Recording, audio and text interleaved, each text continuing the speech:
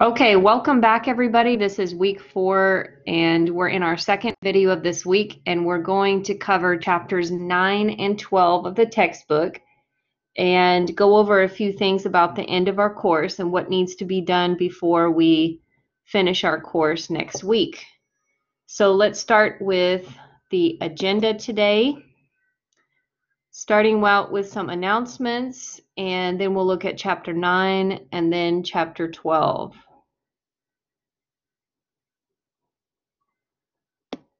Okay, so first I want to tell you guys a little bit about what's coming up, and then I'm going to show you really quickly how to register for the next class in case you are wondering how to do that. So just as a reminder, we've got all of our chapter quizzes and the novel quiz and vocabulary quiz that are due by midnight next Tuesday. Okay, midnight on Tuesday, August 4th. Okay, the vocabulary quiz and the novel quiz will be posted in the week 5 folder on Saturday before noon. Okay, I'm not posting it today because I want to give you a little time to do the practice activities that I put in the week 4 folder. Practice and send it to me so I can give you feedback before you take the real quiz. Okay, so I'm trying to give you a little bit of time to do that, but I will post the quizzes in the quizzes folder and the week 5 folder on Saturday before noon. And so all of that stuff in there is due by Tuesday at midnight.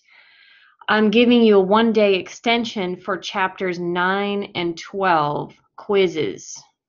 Okay, so those you can turn in Wednesday, but everything else needs to be turned in by Tuesday at midnight. And the reason for this is it gives me enough time to grade everything, because I want you to see your grades before the course is over.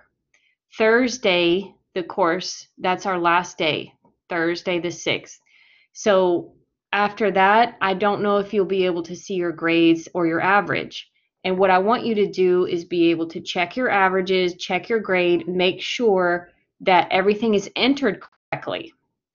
You know, because if I made a mistake, I want you and me to catch it before the grade goes as the final grade. So I always like to give students time to check their grades. So to do that, you've got to turn in your work Tuesday night or Wednesday night, okay? And then Thursday, as fast as I can, I'll post all of your grades for you. All right. Any questions about that? No. Everybody clear? Okay, good. Yes. Excellent. And once again, I'm very proud of you guys for putting in a lot of effort in these last 4.5 weeks. It's been challenging, but you've done great. And I hope to have you in another class in the future because you guys are star students. So let's talk a little bit about how to register for the next class. So to do this, I'm going to open up another screen for you.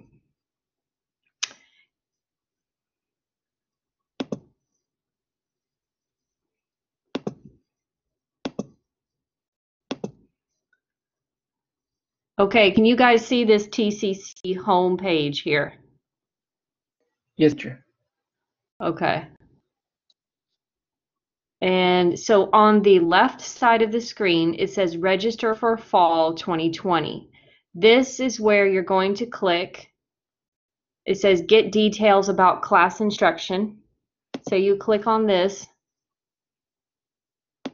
and scroll down to this part that says register for upcoming classes.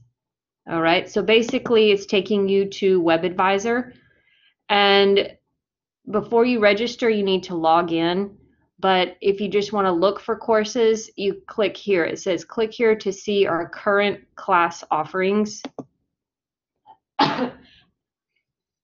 And then you go over to fall 2020. And you're going to choose from this list. Now, you guys are at the level you can do ESOL, or you can do INRW if you feel like going in there with all the native English speakers. But I recommend ESOL classes. And here they all are listed. Some of these classes have several different teachers, several different sections, and some of them only have one or two. Okay, so you would click on, I recommend writing, like I said before. We talked about writing. So here are the writing 2 courses, and you would build your schedule here. Anybody have a question? I don't know why that's beeping. Yes, I have questions. So Yes. what does mean is non-native? Okay, non-native means you were not born in this country and raised in as an English speaker. So you're a non-native English speaker. Yeah, okay. Yeah. And W classes, which is integrated reading and writing, most of those students were actually born in this country, and they maybe even graduated high school from here, but they're still struggling with reading and writing.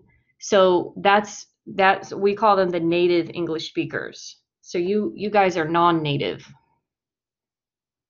Okay. So just showing you a couple of questions. Teacher, do you gonna teach one of the writing classes? Oh yeah, I see you there. Right. This is mine right here. It's a level 1.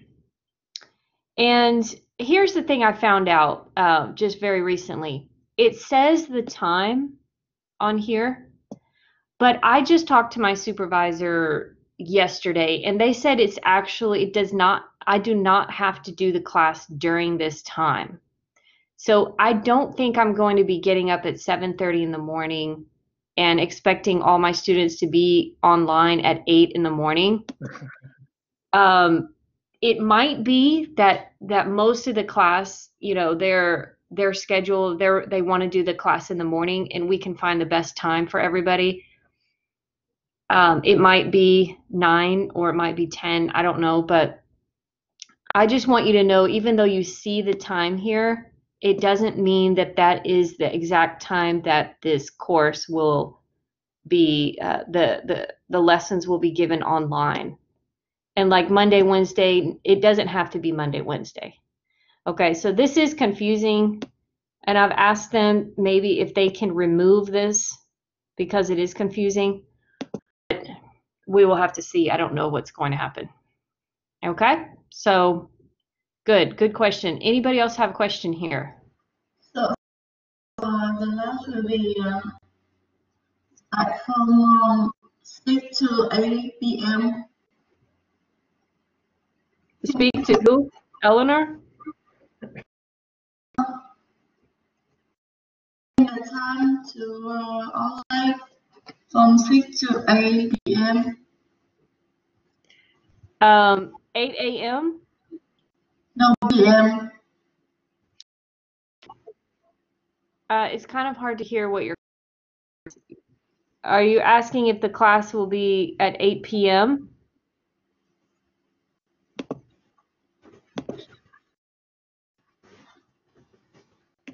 I'm checking. Are you going to type it in there? Okay.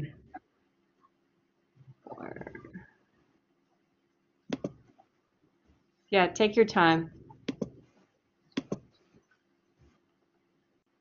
I'm tapping.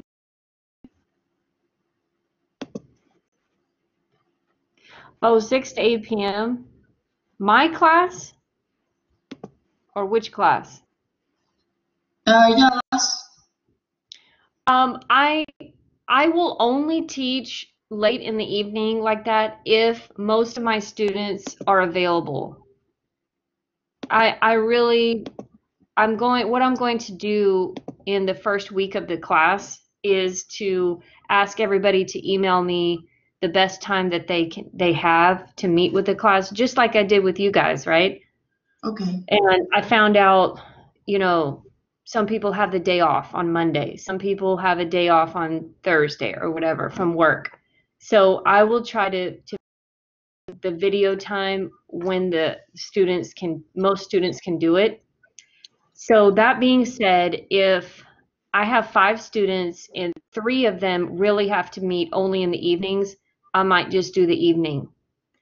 If 4 students are available in the morning, then I'll probably do it in the morning. You see, so my best schedule would be between Monday and Thursday, 9 a.m. to noon. That's my best time for teaching. So I will try to do it in that time, but I don't know how it will be. Does that answer your question? And yeah, teacher, sorry. That's Do okay. you want to ask something more? T, did that answer your question? Yes. Okay, go ahead, Alan. Yes. In case I register for your classes, do we gonna have the option for like look over the session? If we like, do you gonna record the class? Like Yes, did this? for sure. Okay. I will record every lesson that I teach online and post it just like I did in this one. I think that's very, very necessary because with the online or remote learning course, I cannot expect every student to join the live video lesson. So I will post it so whoever wants to can watch it later. Okay. Thank you. Yes. So I hope to be as flexible as I can be with the class. And also, as I said before, and this is how I'm going to do all of my classes online, I will always make time.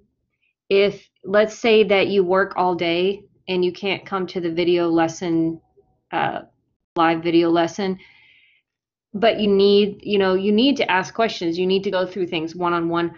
I will make time in the evening for us to come in and into the Blackboard, collaborate, and go over some of the things together. Like that's okay with me, one-on-one.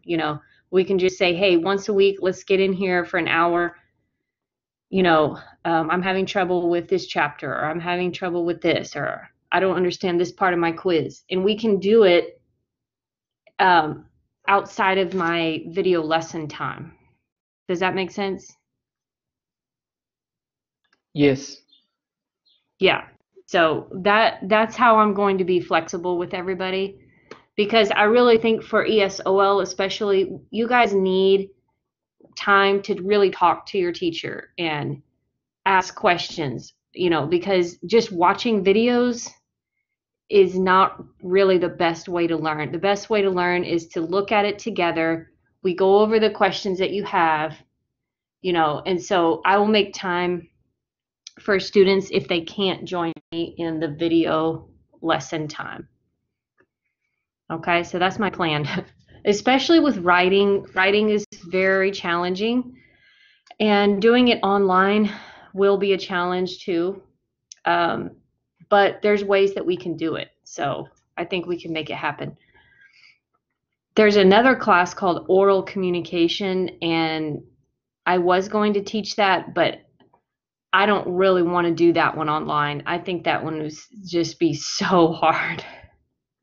Can you imagine trying to practice your oral communication and you can't even talk to a person face to face? It'd be hard. Yeah. Oh, but we'll make it through. We'll find a way to do it. Okay, any other questions about registering or what's coming up? Questions? Okay. Well, then let's get into our book, page 331, chapter 9. Okay, I have a question for you guys. You've heard me say the word inference before. Can anybody tell me what you think an inference is?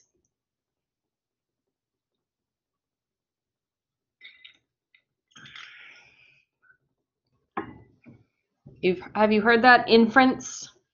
Yeah, it sounds like a synonym of contrast, or no? Oh, contrast is like difference. Difference. I'm talking about inference, like INFER. Infer. Like make an inference, or have you heard of implied meaning? It's kind of related to that. It's like a conclusion, no? Yeah, it's like a conclusion, your best guess. So in chapter 9, we're focusing on making inferences and looking at the author's purpose.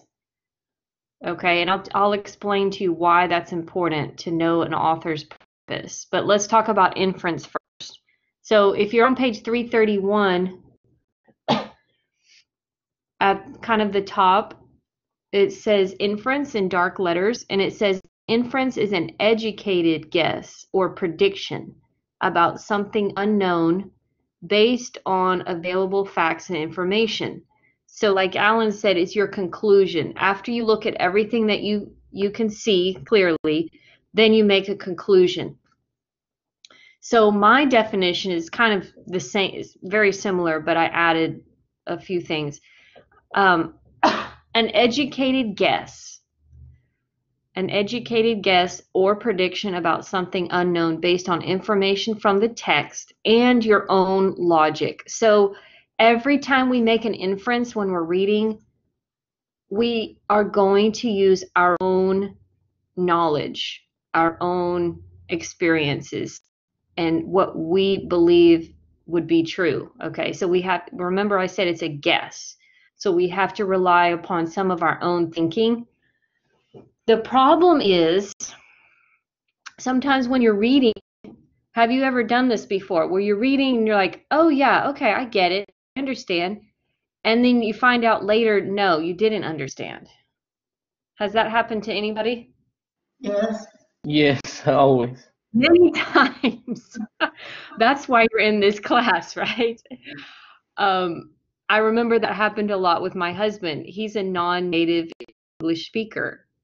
And when after we got married, he was taking classes, reading and writing classes and everything. I was not his teacher, but at home I was his teacher. And I remember he would read a chapter in a book. And he'd say, "Oh yeah, so that's, it means this, it means that." And I said, "No, it doesn't mean that." And he's like, "Really?" And it became frustrating because you read and you think you understand it. And then you find out later you didn't understand it. So what was the problem? The problem number one could be the vocabulary. You didn't catch the meaning of those words, right? But even if you have the vocabulary and you know it, sometimes you can still get the meaning wrong. Probably because of this. This has a lot to do with this. Making inferences. Because what happens is some things you need to know are not stated in the words, the sentences. You're still expected to know it and understand it. That's why you have to make a good inference. Okay? So this chapter gives us practice in doing inferences correctly. So my next point is, how do you make inferences? I have two major points. Your book, on page 332, your book has 6 different steps or ideas about making inferences. I kind of condensed them into 2 of the most important. So before you can make a good inference about the meaning, you need to understand the stated information. So you need to understand what's already there in the words. For example, looking up words in the dictionary or understanding the connotation of a word, okay? So you take in all the information you can of what's there for you to see, And then some things you will have to guess. Some things you will have to guess because it will not be stated, right? So you're going to make your guess, and then you have to go back and make sure your guess or your inference has support. Like you have evidence or you have a reason for making that guess. So just to show you what this looks like, I want us to do it together. Let's look at page 335. And we're going to do one together. And I chose a really short paragraph so that we don't sit here and read for an hour. Okay, look at the bottom of page 335. We're going to practice this together. Okay, are there any questions before we do the practice?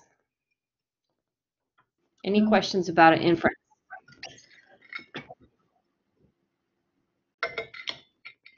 Okay, so I'm going to read the bottom. You can circle, underline things, use your dictionary, whatever you need to do. I'm going to read it. And then on page 336, there are 5 choices. And we together are going to find out which ones are good inferences. Okay, so here we go. Does everybody see where it says targeting inner city consumers? Is everybody there? Okay. Inner city, by the way, inner city means like the urban area. Like if you live close to downtown Fort Worth or in the city of Fort Worth, you would be in the inner city. Okay. So it says cigarette, beer, and fast food marketers have generated controversy in recent years by their attempts to target inner city minority consumers. Minority consumers are going to be usually people of brown or dark skin color. Those are usually the minority groups, like Hispanics, African Americans, Asians that live in the inner city. Those are inner city minority consumers, okay? It says, for example, McDonald's and other chains have drawn criticism for pitching their high-fat, salt-laden fare to low-income urban residents.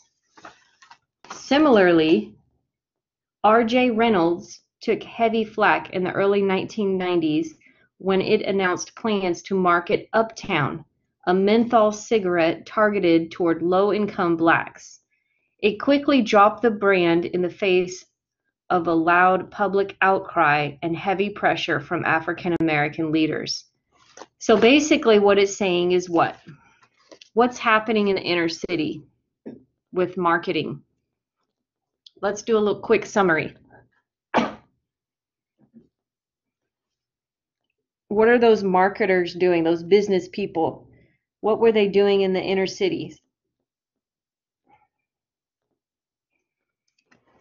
Can anybody tell me? Sorry, I don't understand. My question? Do you understand my question? No. Okay, my question is, what is this talking about? Before we look at the 5, let's get an idea of what is this talking about. What does it mean when it says these marketers, these business marketers, were targeting inner city minority people? What does that mean?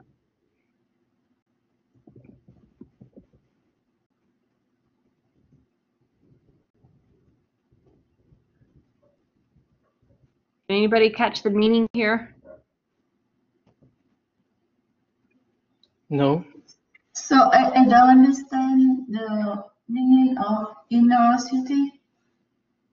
Inner city? Yes. Okay, inner city means inside the city. Okay. So if you ever been to downtown Fort Worth, you know, where they have the tall buildings and everything and the one-way streets, that's the inner city. So you actually have people that live there in really high high-rise apartments and those types of places. That's called the inner city. So if I lived there, I would be an inner city person, basically. So marketers were targeting inner city minority consumers. So what does that mean? Like people is not agree with a few products or not. Yeah, it's basically right. This has a negative connotation. People were getting angry at what the marketers were doing. They were targeting inner city people. Okay, targeting has a negative connotation. Oh yeah, I got it. Right. Think Yeah, of like targeting. Yeah, go ahead. they put a level like in people. A label? Yeah, label. Is that what the Yeah. text what you mean? It's kind of like putting a label on, putting a label and trying um, to influence these inner city minority people to buy products that were actually not healthy. Okay, okay, yeah.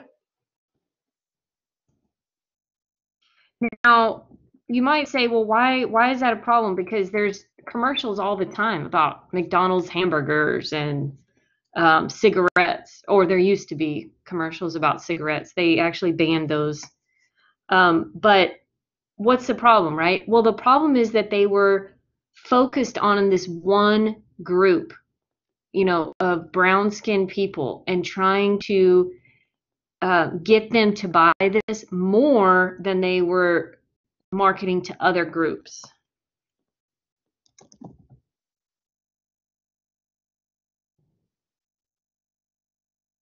Okay, and I'm typing here. They were trying to sell unhealthy products like McDonald's and cigarettes.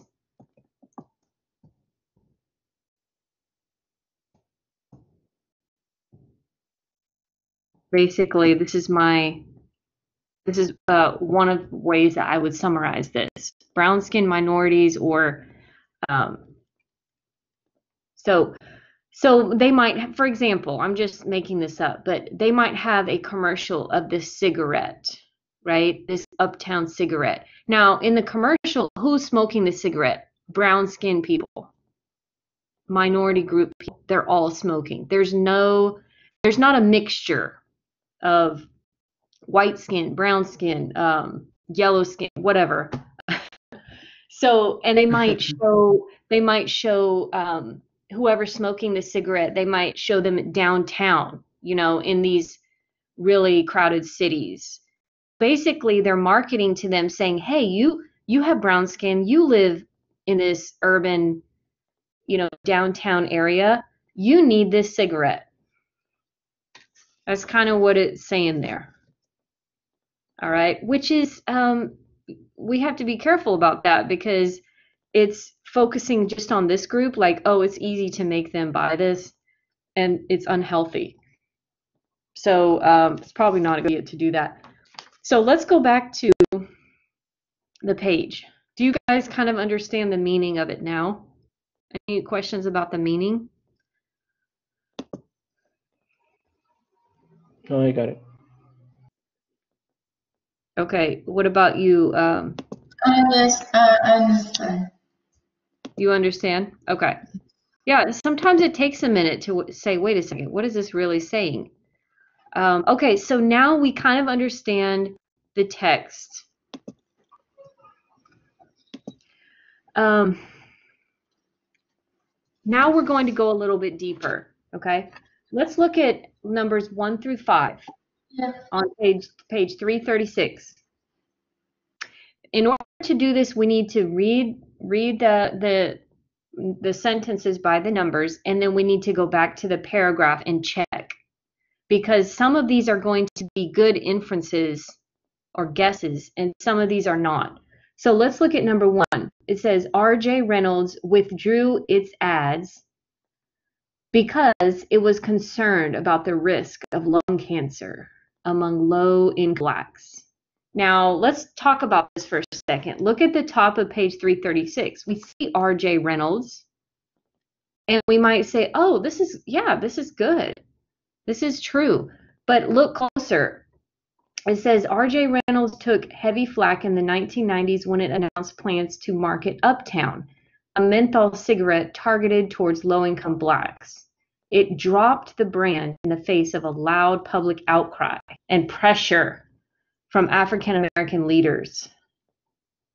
So go back to number 1. R.J. Reynolds withdrew its ads because it was concerned about the risk of lung cancer. Well, it is true that they dropped the brand, which means they stopped the marketing. They stopped marketing, they stopped selling this product, okay? So that part is true. So you might say, okay, number 1 sounds good. It withdrew its ads, right? But look at the next part. It was concerned about the risk of lung cancer. What do you think about that?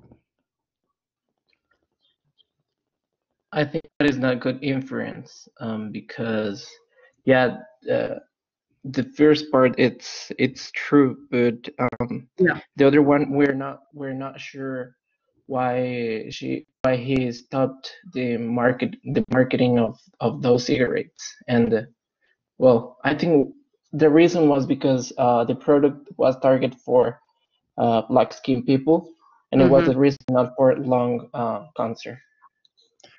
Right. So right there, Alan, you're making a guess based on what you see. And what we do see in the paragraph, it said it dropped the brand in the face of a public outcry. So it wasn't because the company people were like, oh, I really care about these African Americans. I don't want them to get sick of lung cancer. No, they would keep selling their brand, except these African American leaders in the public were saying, no, stop, you can't do this. You're making us all sick by selling this product, and we all feel pressured to buy it. And so it was the company really had more of a greedy or selfish intent. They were only going to stop selling it if and when the people got mad and said, stop it, you know. And then they're like, oh, okay, fine. And they took the ad off, or they stopped selling the product. Okay. Do you guys see that? T, do you see that? Yes. Okay, good. So all of this thought that we just put into this, all this thinking, what did we have to do? We had to look at what information we do have about, it says loud public outcry, right? And pressure. And we have to look at information that's in our own understanding. What do we know about cigarettes? It causes lung cancer. What do we know about marketing? It makes people want to buy things. So we have to use our own experience and our own kind of logic to help us make a guess. But like I say in my PowerPoint here, we have to make sure that we have support for our inference. In number 1, we don't have enough support. We don't see anything here that says that the company was so concerned about lung cancer. They were not concerned about cigarettes. You're not going to say, hey, by the way, this product is really unhealthy and it's going to cause lung cancer. Hey, do you want to buy it? You know, that's you don't do that as a marketer, right? So and by the way, that's why in the United States they banned they made it illegal to have any type of cigarette commercials because children would be watching, and it's just such an unhealthy product that the government just said we've got to stop, you know, selling this type of thing to the public. I mean, if they want it, yeah, they can go get it, but we're not going to allow advertising, you know. So, okay, so good. So number 1, we can put F, false. This is not a good inference. We don't have enough support for this. Let's go to number 2, and I'm going to give you a minute to think about it, and then you guys are going to tell me after a minute if you think it's good or not. Okay? So I'll give you about a minute. Read it and then try to decide.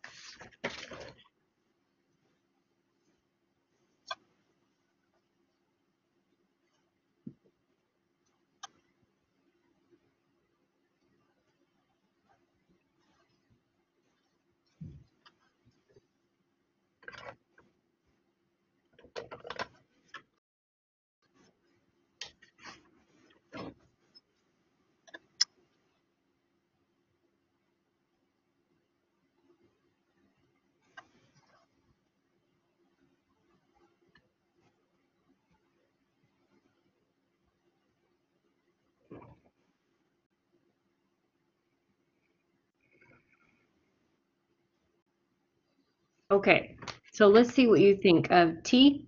What do you think about number 2? Mm. In this, I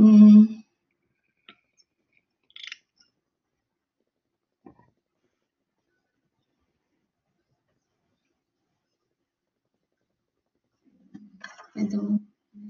Not sure? Yeah. Now, the first time you read it, you might think, well, yeah, of course. I mean, everybody buys food. But make sure you've got evidence, some type of evidence in your paragraph. So you would have to look at page 335 where it's talking about the fast food like McDonald's. Okay. So, Alan, what do you think about number 2? I think it's also false, Okay, because, why? well, with my own logical, I think, well, it said that like the minority consumers are fast Hmm. food product, like they eat a lot, and I think it's false, because in the reading it said that they are like the products concern them, and I think, well, if they are fast food consumers, Hmm. it like people would not angry with those products because they will love it. If they eat it, they're agree with it. But the text say that they're not agree with that. Is because I think it's false.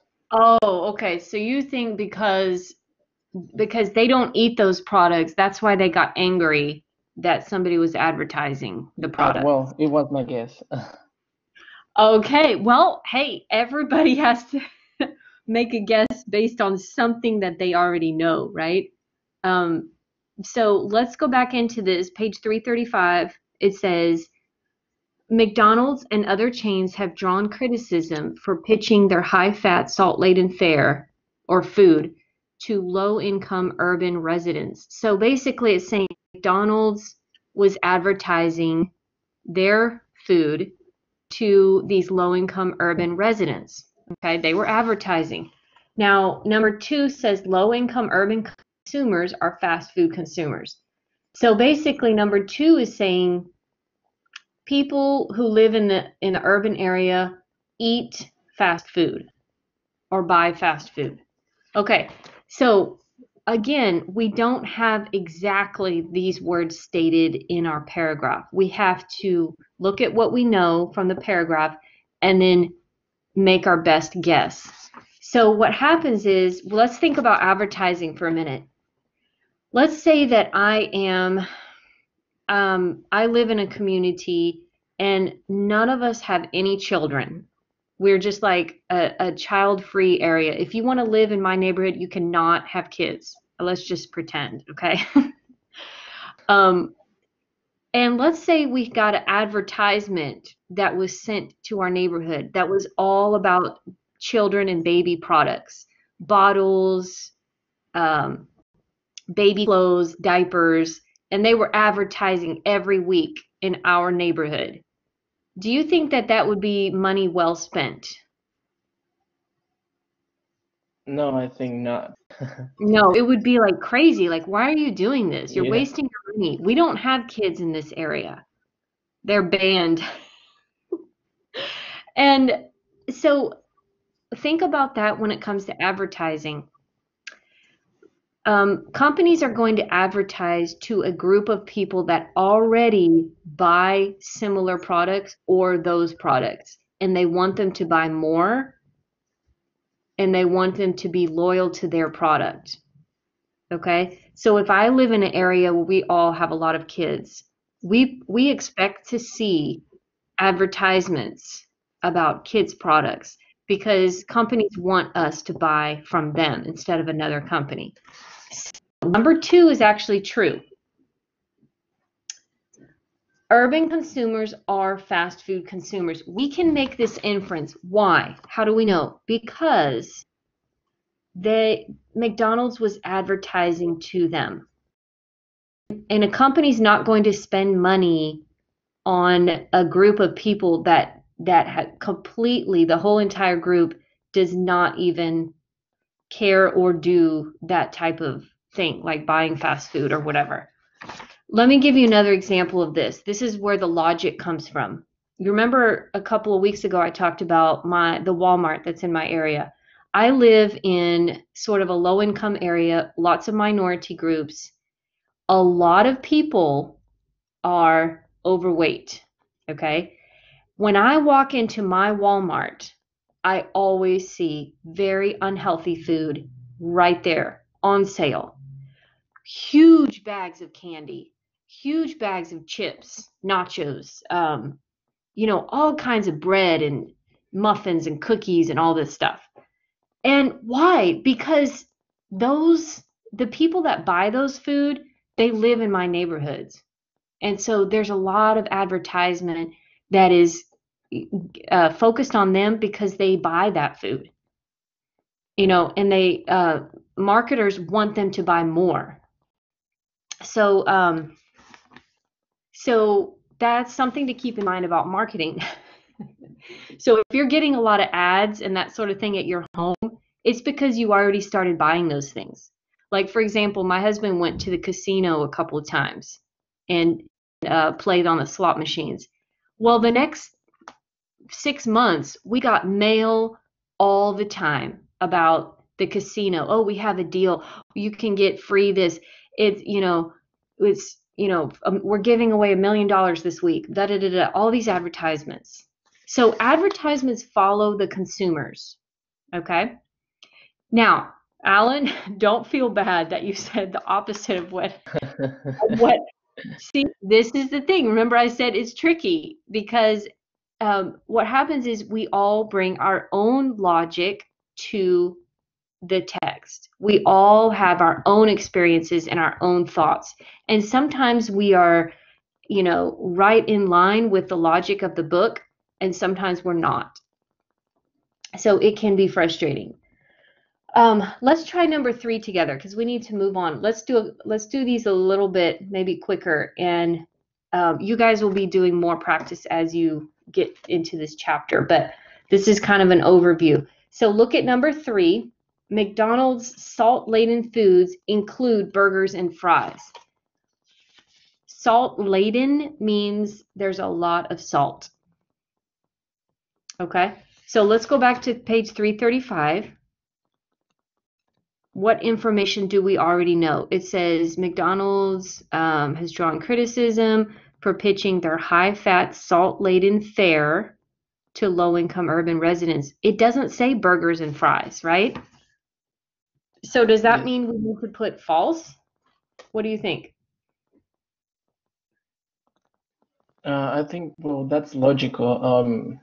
It doesn't say anything about burgers and fries, but McDonald's produced them. Exactly. Yeah, I think, that's true. That is true. Okay. T, do you see that too? Number 3 is true. It's true. Yeah, good. Why? Because we, as people, we all know if you walk into McDonald's, you can get a hamburger and fries, and it has a lot of salt. We know that that is salty food. How do we know that? We don't have to read it in this paragraph. We already know because of our past experience. You see, so this is part of the reason why students, it's really important to get into the culture that you're living in, to work, have friends from the, from this country, and really get into the culture. It will actually help you when you're reading texts, because a lot of these texts in our college textbooks and the college tests, they are based on American culture. They're based on Western culture and things like McDonald's and cigarettes and alcohol and all these things that are in our culture. And you've got to know some things about it, or it's going to be very hard to make inferences. Okay? So, so that one is true. So number 2 and 3 are both true. They're good inferences. Let's look at number 4.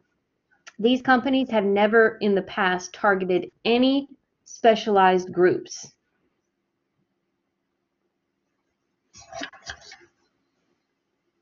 They've never targeted any specialized groups before this, before the minorities. What do you think?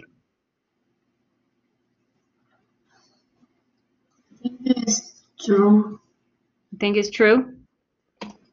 Okay, so I always ask because remember, my second point here on the left side of the screen, make sure your inference has support. So why would you say that, T? So I see in the sentence,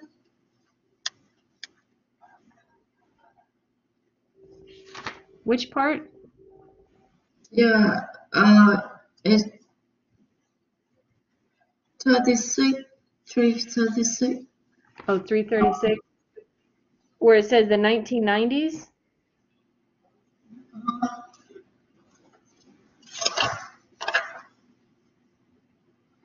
So I mean number 4. Yeah, we're talking about number 4. You said that's a good inference, but why? So because I see they tell big. So in 1919, when it announced plans to marketing a town. Okay, so 1990 is in the past, right? Yes. But look at number 4 again. It says the companies have never in the past targeted any specialized groups. What it means is before the 1990s. Because right here we can see that they targeted these groups, but it's talking about in the past, so before the 1990s. Like basically it's saying this is the first time, this recording is the first time that these companies ever targeted specialized groups. Can we prove that this was the first time that they targeted them? Do we have any proof? No, we don't. Right, we don't. We don't know what happened back in 1920, 1930s. We don't have any proof about before this situation. Okay? So, T, you would have gotten that one wrong just because you misunderstood the 1990s part and the sentence, which happens a lot. I know that's kind of confusing because it says in the past, and we know 1990 is in the past, but what it means is before this situation, before the 1990s. Okay? So we have to put false for that one. And then number 5, due to the outcry, McDonald's began offering healthier choices. What do you guys think about that? I think that's false. Yep, that's true. We don't know what they offered after this. All we know is that they started rising. Now, it is true that McDonald's has salads now, and they have, yogurt, fruit, and things like that. But in this text, it just says they receive criticism for advertising this really bad food. It doesn't give us a clue about what happened after that. Okay, so that one would have to be false. These are tricky, aren't they? Inferences are hard. Yeah. Yes. This is one of the number one things that you will be working on the rest of your life in this country, is making these inferences about what you're reading. It's not going to happen. You're not going to be really, really good after just a couple of months of practice. You've got to read a lot, get a lot of background information, learn a lot about the culture, and practice. Do a lot of reading. This will help you with this, okay? Let's kind of move through a little bit here. Let's look at the next part on my PowerPoint, the author's purpose. Author's purpose, if you can look over at page 341. Page 341. Why is the author's purpose in this chapter? Because we're trying to guess, when we're making inferences, we're trying to use any information that we can, all the information that we can find. And if we know the author's purpose, it can help us to make a guess and understand the meaning. So what is author's purpose? It's making inferences about the purpose for writing, and this is going to help you understand the meaning. So in the blank there on my PowerPoint, we need to put the word meaning. All right, so let's look at a couple of examples of author's purpose. In your book, page 341, they list a couple there, but I wrote them like this: to inform, persuade, and amuse. In the middle of the page 341, you'll see it says the statements above were written to give information, to persuade you, and to amuse you, and to give instructions. So these are reasons why authors write. Okay, so let's look at a couple examples together. Look at number 1 at the bottom of the page. Here's a title for an article. It says, Changing Habits, How Online Shopping Can Change Your Life.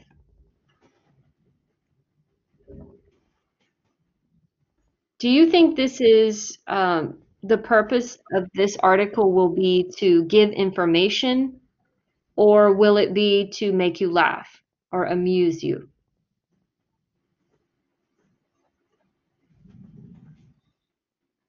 What do you guys think? Sorry, teacher, can you repeat the question? For number 1, I'm giving you a choice of 2 answers for the purpose. Do you think the purpose for number 1 will be to give information, like the article is going to give information about online shopping, or is the purpose to make you laugh and amuse you?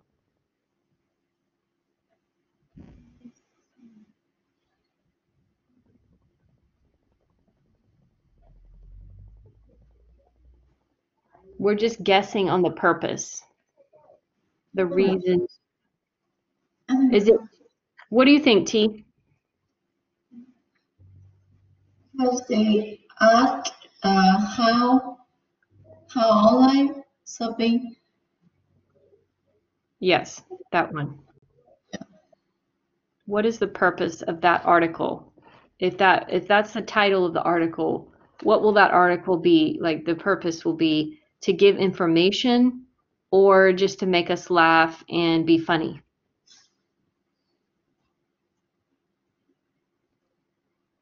It will show us. You said information? Yes. Yeah, it's going to be to inform. So in the blanks, you can write to inform, INFORM. So this article is going to tell you maybe 5 ways that online shopping can be really good for you, right? Or maybe three ways that it's going to change your life. This is just information, informative. Okay? Sometimes writers will write just to make you laugh and to amuse you. Let me give you an example of amusing. Look up above that, page 341, next to that little box, number 3. It says, children tell it like it is, sometimes to the embarrassment of their parents. That is kind of funny. That the purpose of this is to amuse you. Children tell it like it is. Have you ever heard a child just say, "Oh, you're fat," or "That shirt looks terrible on you," or whatever? Sometimes kids just say stuff, right? They just tell it like it is. Yeah, And sometimes, it's embarrasses their parents. That's kind of a funny sentence. And so the purpose will be to amuse. Okay, let's go back down to the very bottom of the page. I want to give you one more example. Look at number 3. Look at number 3. Animals can't speak. We must speak for them. Do you think that the purpose of this is to inform or give information or to persuade you to do something? it persuade us to do something. To do something, I Yes, think. exactly. Number 3 should be persuade you or encourage you to do something. Why do you say that? We have to make an inference here about the purpose. We can guess that because it says we must speak for them. We must, like, we need to do this. We have to do this. This is important. So it's asking you to do something. Okay. Another example of persuasion text: advertisements, commercials. The purpose is to persuade. Right? I want you to buy this hamburger. You need to buy this product. Okay, so let's do this one. What is the purpose of our textbook that we've been reading? What's the author's purpose? Improve or reading skills. Yeah. And is it to persuade or amuse us or inform us? I think it's for 2 things: inform and persuade. How is that? Persuade? Persuaded us. Yeah, Okay, why would it be to persuade us? because it make us feel like reading, like it said, okay, read this article, or it give us a few articles that we need to read to complete Oh, I a see. few articles, a few questions, and well, Right. it persuaded us to read. Oh, I never thought of it that way. I always think of textbooks as to inform only. But it is kind of persuasive because it's giving you, here's the blank line. You need to find what goes in the blank. Check your answers with your teacher or whatever. You know, here's a practice test that will really help you. Yeah, it is a little bit to persuade you to work, to put some effort into it. But the main purpose would be to inform. So to inform would be the main purpose, and then maybe a minor purpose would be to persuade. It's definitely not here to amuse you. So if you have a vacation time and you want to go to the beach and you want to read a book at the beach, you're not going to bring your textbook, right? And drink a pina Right. colada at the beach with your textbook. Everybody will look at you like, what? Why are you reading that? No, amusing things would be like magazines or cartoons. You know, some people read, like my son reads graphic novels. He just likes the pictures, he likes the story. That's amusing, kind of a amusing purpose, okay? So nobody, I do not want to see you guys on vacation reading this book. Because this book is to inform you. This is more formal, you know, in a classroom type thing. So anyways, there is more information you guys can read on page 343 to 345 about the audience, like who is going to read this, and then connotation, which we've talked about before. So there's a couple little practices you can do in there. My advice is to do the first 3 questions in every exercise and then check your answers. You don't have to read for hours and hours and do all of the exercises. Just do the first 2 or 3 and then check your answers. If you got them all wrong, you probably need to go back and do more, right? But if you're getting most of them correct, then just keep going. Go to the next one, next exercise, okay? All right, any questions before we go to chapter 12? Any questions about inference or purpose? It's not about it, but I Yeah. want to ask you something, teacher. Is it our last class or last video session? Yes, this is our last video. Yep. Okay. I'm asking this because I have to go take another class. Okay, sure. Yeah, you can always come back and watch this. I'll post it in Blackboard for you, okay? Okay. Thank you, teacher. I hope see All you right. in the next class. Okay, thank you, Alan. Take care. You too, teacher. Okay, bye. And T, do you have Yeah. any questions? Do you have questions about chapter 9 before we look at chapter 12? So, but I have to go at 11:30. Okay. Yeah, Yeah, sure. but I have a question at the chapter 8. Oh, of chapter 8? Yeah, sorry. Oh, okay, sure. Go ahead and ask me since you're here. That's fine. You can Yeah, ask. I have a little bit confused between the comparison and contrast. Okay. So the comparison is mean similarities, right? Yes. Yes. Mm, Yes. And contrast is the differences. So do you want me to give you an example or do you have a specific question to ask? yes. Can you give me example? Yeah, sure. Okay, let's talk about I like to give examples from family because we all have people in our family. So let me give an example of my sister and I, okay? Yes. So my sister and I, and I'm going to do comparing and then I'm going to do contrasting. So comparing would be similarities. So my sister and I both love to eat healthy food. That's comparing. I'm giving similarities. She eats healthy food and I eat healthy food. Mm-hmm. Also, my sister and I love to outside and exercise. So we go together, we go walk in the park or we ride bikes or go running. We both like to do that. So that's a comparison.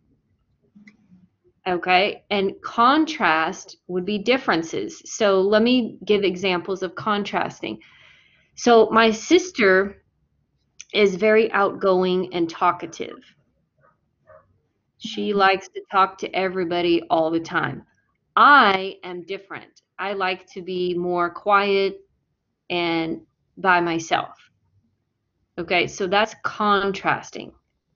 Okay. This is how we are different. Another difference would be um, my sister has long hair and I have short hair. Mm.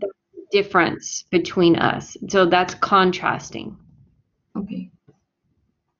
Okay? Does that make sense? Yes, okay. All right. So that's a good question. I'm glad you asked that. Okay, thank you. So I'm going to keep talking, but you are free. If you need to go, just go ahead and go, and you can come back later and finish this part of the video. Okay?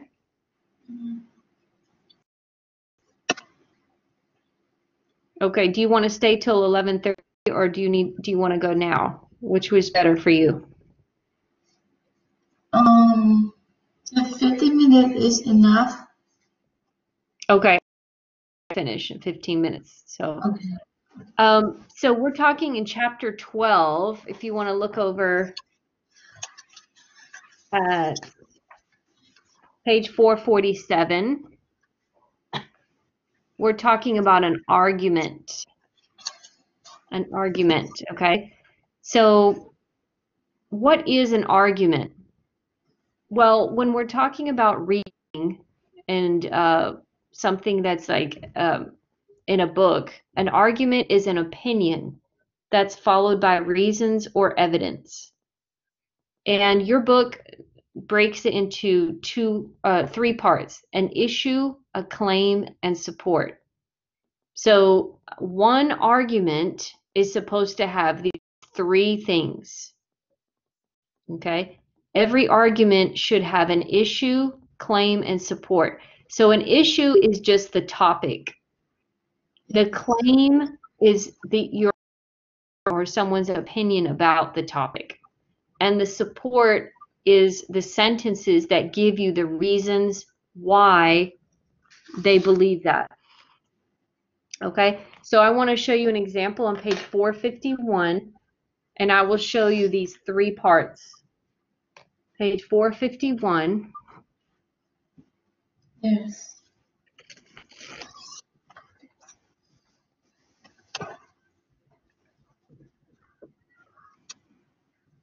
Okay, look at number 1. Yes. We're going to look for the topic, the claim, and the support. We have 3 sentences here for number 1. One of the sentences is going to be, it's going to have the topic and the claim, and another sentence is going to be the support. And then one of the other sentences will not be good for this at all. So we're only going to look at 2 sentences that are good together as a complete argument. So look at the first one. Year-round school is advantageous for both parents and children. So going to school throughout the whole year, 12 months, is really good for parents and children. Okay? The topic is year-round school. That's the topic. The claim is this school is advantageous or good for parents and children. This is someone's opinion right here.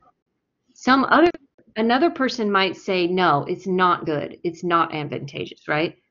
So this is one person's opinion about the topic. So this one, number 1, this is the argument. Okay, the first sentence. So we can put that this is the claim. It has the topic and the claim in the first sentence, okay? Now look at the second sentence. Continuous year-round application of skills will prevent forgetting and strengthen students' academic. Wow, these are positive things. These are positive things about continuous year-round school.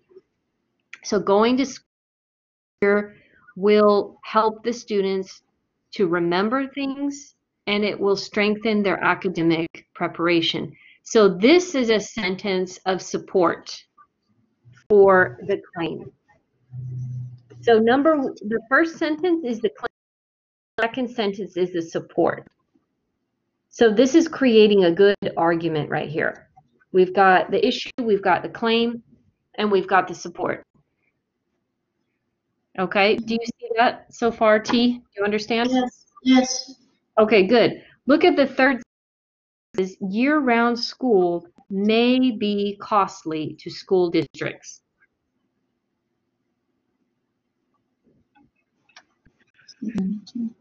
Is that something that's going to support our claim?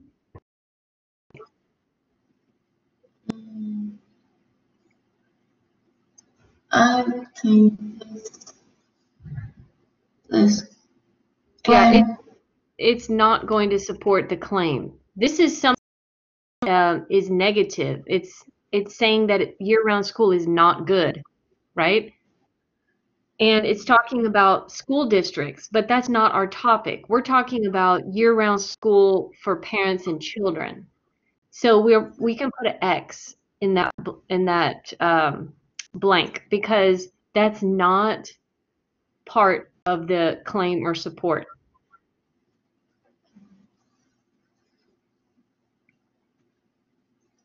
Okay, so this is a little practice. When you have time, you can come back and do more.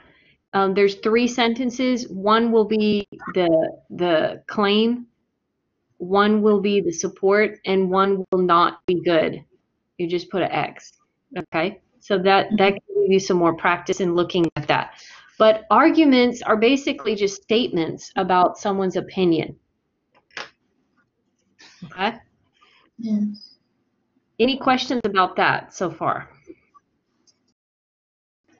So I I I don't understand yet, but I will be do more exercise. Yeah. You can come back and look at just a general part to it. Make sure when you're looking for that it is an opinion. Sometimes you'll see words like should or have to, or, like if I say ESOL students should have classes on the campus, that would be an argument because it's my topic of ESOL students, and I have my opinion. They should have classes on campus. And then after that, I can give my support. Why? ESOL students need to talk to the teacher face to face because it helps them understand. Yes. And ESOL students need more time to ask questions in class, So I can give my reasons why. That would be the support for my argument. Okay, so that's kind of the basic idea for that. Now, let's look at this argument that I put up here on the right side. And we're going to talk about how do you know if it is good argument or not. So this is my argument. California is a bad state to live in because Texas is better. Now, when you first read that, you think, oh, okay, it's got a topic. We're talking about California being a good state to live in. And then I have the opinion. The topic is California or living in California. And the opinion is it's a bad state to live in. It's a bad state to live in. That's the opinion or claim. Okay. Now, I give support. My support is because Texas is better. So if you look at it, you think, oh, well, maybe this is a good argument. I have my opinion, I have my support, but it's actually not good. This is not a good argument. It's not really valid. Why? Because I can't just say, well, Texas is better. California's a bad state because Texas is better. Just because Texas is better does not mean California is a bad state to live in. That's not really a strong argument. What if I said California's a bad state to live in because it has the highest crime rate of any state in the United States? Okay, maybe that would be better support. Or if I said California's a bad state to live in because it's it costs a lot to live there. The cost of living is the highest in the country. That would be better support. But Texas is better. This is not really good support. It's not really giving me any specific information. So here's my next point. How do you know if it's good support? How do you know if you're giving good support? So let's look, for this part, you're going to look in your book on page 453. 453 all the way to page 461. This is all talking about support for arguments. So I'm going to go through these really quickly, and then you can read more later. But how do you know if it's good support? The support needs to be relevant. That means it has to connect to the topic. Yes. Over here, I'm focusing on California, but why do I mention Texas? That's not really relevant. I want to focus on why California is bad. Is it the crime? Is it the cost of living? Is it, what is it about California? So I don't need to mention Texas. That would be not relevant to this situation. Support also needs to be sufficient. Sufficient means it's enough. You have maybe 2 or 3 reasons that would be enough to support an argument. Yes. Okay. Any questions about these two so far? No. Okay. And then the third one is to present a counter argument. This is a good thing you need. You want it to be relevant. You want it to be sufficient. These are good things. And you want your argument to have a counter argument. Counter argument means you're showing that you understand the other side, the other opinion. So that would be like, California is a bad state to live in because it has a high crime rate and it's very expensive to live there. Okay, that's good so far. I can also say some people think California is great because it has good weather. Okay, that's the counter argument. Some people think California is great because it has good weather and it's right next to the beach, the ocean. That's a counter argument. So it's something that's good about California, but, and I have to go back to my point, but it's so expensive to live there that you can't even enjoy the weather or the beaches. That. Right. So yeah, I'm presenting a counter argument, but I'm still going back to support my opinion. Okay. And so this is good to do in an argument. And then the fourth thing that you want to do if you're making or having a good argument is you want to avoid these errors in reasoning. Page 459. Actually 458 and 459 both have examples of errors in reasoning. So this is kind of basically what people try to do to convince you of things, but it's not good. They're just appealing to your emotions instead of giving you really good evidence. And I'm going to go through a couple of these examples on page 459. So number 1, this is an example of an error in reasoning. Okay, number 1, page 459. Laura Bush, wife of President George Bush, recommends the book Beloved by Toni Morrison. It must be very good. So this is a problem. This is an error in reasoning because it's saying that, hey, this book is probably really good. Why? Because Laura Bush likes this book. That's sort of like this example about California. California's a bad state to live in. Why? Because Texas is better. That really doesn't help me. That doesn't explain anything. Laura Bush really likes this book, so it must be really good. It's probably the best book in the world. No, that's not a good argument. Just because one person likes it doesn't mean it's a good book. Okay? So this is an example of what we call false authority. Laura Bush is a wonderful person and she's a famous person, but she doesn't really have authority on all the books, on whether they're good or not.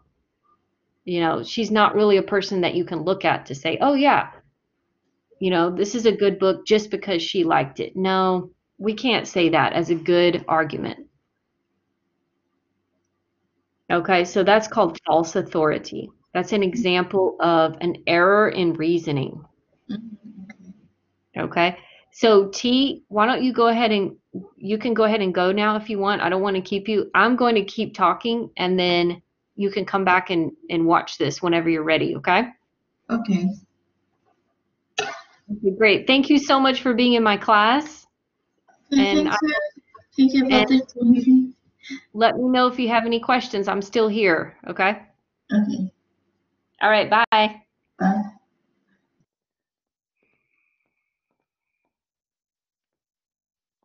Okay, so let's continue talking about errors in reasoning, page 459. We're looking at number 2 next. It says, we must preserve our historic neighborhoods in order to save the memory of the hardworking men and women who built our cities in their sweat and blood. So we must preserve our neighborhoods. Why? So the support is to preserve the memories of these men and women that worked hard to build it. Okay, this is an appeal to your emotions. It's trying to get you to feel good. Oh yeah, we need to do this because people really worked hard on this. And this is going to be an example of D, letter D. It's appeal to common folk, which means it's like, oh, just normal, regular people contributed to this or they like this, so we should like it too. It's an appeal to common folk. This is an emotional appeal. It's not something that you want to base your opinion on. This is not really, really solid evidence. Okay? So again, these are things that we want to avoid when we're reading. We want to say, wait a second, this is not good support. Okay? Let's look at number 3. One more example. Don't go to that restaurant. Why? Okay, so now I'm giving the support.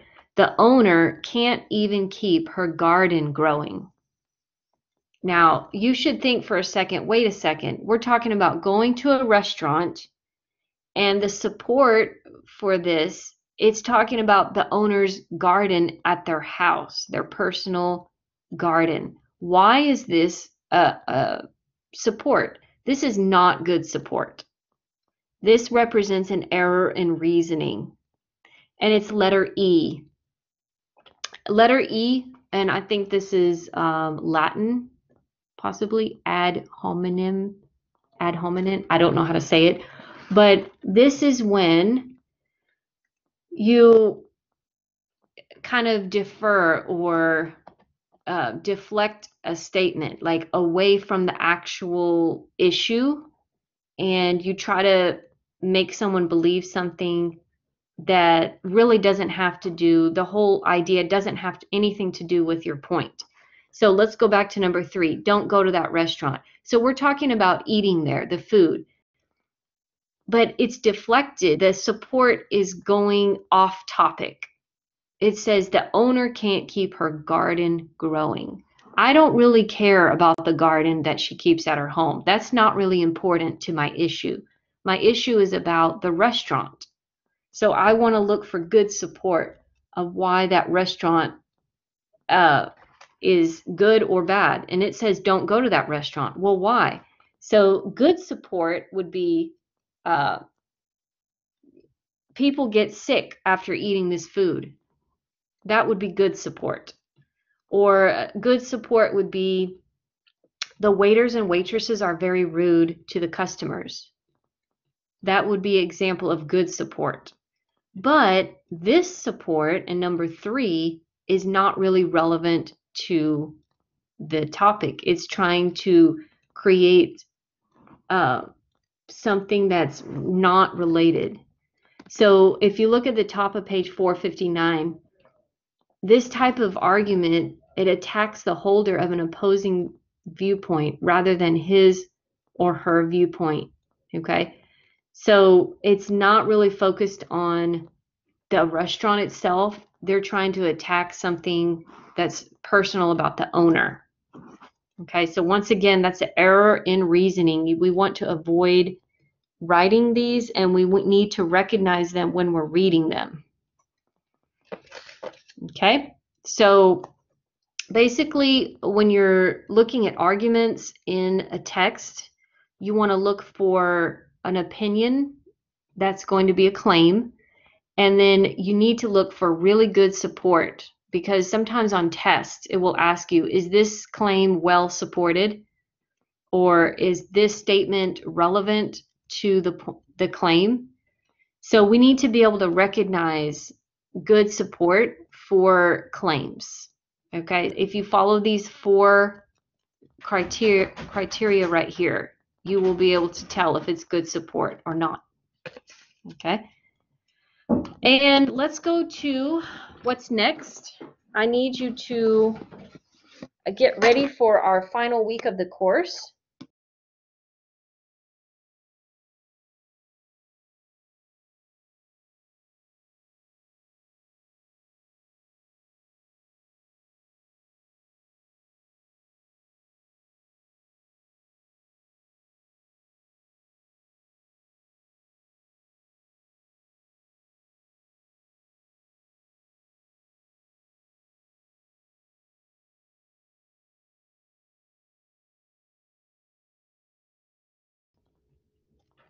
Okay, so what you need to do for the next week is to complete all your quizzes and the labs by next Wednesday at midnight. Grades will be posted 24 hours after you finish submitting your last quiz or assignment. And I need you to do the course evaluation, which is located on the left side of the screen, the Blackboard screen. And I put this a picture of this in my last video, so if you can't find it, go to the week 4 video, the first video, and I showed you where to do that. So the course evaluation is just a survey of our class. It takes about 5 or 10 minutes to complete, so please do that before next Thursday. And the last thing you need to do is register for your fall classes at least 2 weeks before the start date. If the class does not have enough students in it, they will cancel the class a week before the class starts. So if you try to register a few days before the class starts, it's going to be too late. You need to register at least 2 weeks before the class starts. So the best time to register is now, all the way up till about August 10th. August 10th, 11th would be probably, you need to make sure you do it before then, okay? So thank you so much, guys. Great job. I want to thank you each for being in my class and all the effort that you put into this class. I really appreciate it, and I hope you have a wonderful rest of your summer. I'm still here if you have questions. Just email me, let me know. We can talk about things. We can also come back here in Blackboard and look at things more specifically if you need to. Just send me an email. So thank you, guys. Have a wonderful rest of your semester, and good luck to you in your academic adventures.